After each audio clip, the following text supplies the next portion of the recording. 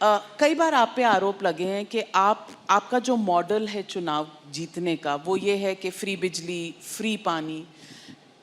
You are somebody who understands numbers. आप Indian revenue service में रहे हैं, नंबर्स आपको पता है, टैक्स कलेक्शन कैसे होती है, टैक्स की रिक्वायरमेंट किन चीज़ों के लिए होती है। क्या ये फ्री के जो पॉपुलिस्ट बांटने की इलेक्शंस के दौरान जो ये एक आदत सी पॉलिटिकल पार्टीज में बन गई है, क्या ये लॉन्ग टर्म सस्टेनेबल है? क्या ये गुड पॉलिटिक्स है? बहुत अच्छी पॉलिटिक्स है, सबको करनी चाहिए। मैं आपको बताता हूँ क्यों। इसकी इकोनॉमिक्स भी समझाता हूँ आपको और इसकी पॉलिटिक्स भी समझाता हूँ आपको। सबसे पहली बेसिक बात, इन सारे मंत्रियों को और इन सारे एमएलएज को बिजली फ्री मिलती है। इनको जब बिजली फ्री मिलती है तो उसको फ्री भी नहीं बोलते, और जब जनता को, इनको 4-4 हज़ार यूनिट बिजली फ्री मिलती है महीने की, और मैं जनता को 200 यूनिट फ्री बिजली देता हूं, तो इनको सबको तकलीफ होती है। क्यों?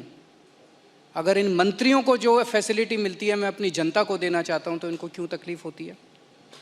इन सारे मंत्रियों को और एमएलएज और एमपीज़ का सारा इलाज का खर्चा फ्री है। कोई बीमार हो जाए इनके घर का सारा फ्री है। तो अगर मैंने अपने दिल्ली के लोगों का इलाज फ्री कर दिया तो इनको क्यों तकलीफ होती है? जो जो चीज़ें इन मंत्रियों को और इन संतरियों को मिलती है मैं अपने लोगों को देना चाहता हूँ। नंबर 1, फ्री पेट्रोल भी दिलवा दीजिए। हाँ, फ्री पेट्रोल भी दिलवा दीजिए। सबको चाहिए, करेंगे। एमएलएज को भी मिलती है। दूसरी चीज़, अगर मैं, एक समय था जब मैंने सुना था कि राजनीति के अंदर एक समय था जब फ्री बांटते थे, और फ्री बांटने का पैसा कहाँ से आता था?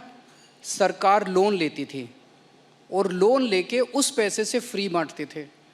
That is not good economics. अगर मैं, आपके पास जो पैसा है उस पैसे से, उसमें आपके टैक्स नहीं बढ़ा रहा, टैक्स उतने ही है, मैं घाटे में नहीं। आज दिल्ली सरकार पूरे देश में अकेली सरकार है जो फ़ायदे में चल रही है, घाटे में नहीं चल रही। सीएजी की रिपोर्ट है 2019 की, उस रिपोर्ट में लिखा है हमारी सरकार बनने के पहले दिल्ली सरकार घाटे में चलती थी। हमारी सरकार बनने से तब से लेके आज तक दिल्ली सरकार अकेली सरकार है पूरे देश के अंदर जो फ़ायदे में चल रही है। मैं सरकार फ़ायदे में चला रहा हूँ, मैं कोई नया टैक्स नहीं लगा रहा, मैं कोई लोन नहीं ले रहा। अगर मैंने करप्शन ख़त्म करके, पैसा बचा के लोगों को अगर सुविधाएं दे दी तो क्या बुरी बात की? तो दिस इज़ गुड इकोनॉमिक्स। और तीसरी चीज़, पर ये मिरेकल होता कैसे? मैं एक छोटा सा एग्जांपल देता हूँ। जैसे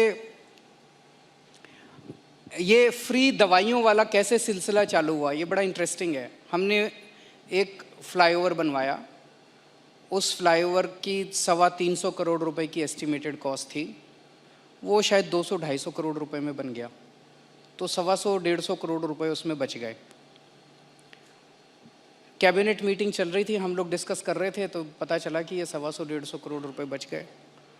सो मैंने उनसे पूछा, हेल्थ मिनिस्टर से, मैंने कहा मान लो हम दिल्ली के लोगों की सारी दवाइयाँ फ्री करना चाहें, हम ये डिस्कस कर रहे थे इस पैसे को कहाँ इस्तेमाल करें। तो मैंने कहा अगर हम सबका इलाज फ्री करना चाहें तो कितना खर्चा आएगा? So after 2-3 days they got back to me, they said 300-350 crore. So मैंने कहा ठीक है, इतना तो हम फ्लाईओवर बनाने में ही बचा लेंगे, इतना का पैसा। तो अगर मैंने फ्लाईओवर बचा के लोगों का इलाज फ्री कर दिया तो क्या बुराई है?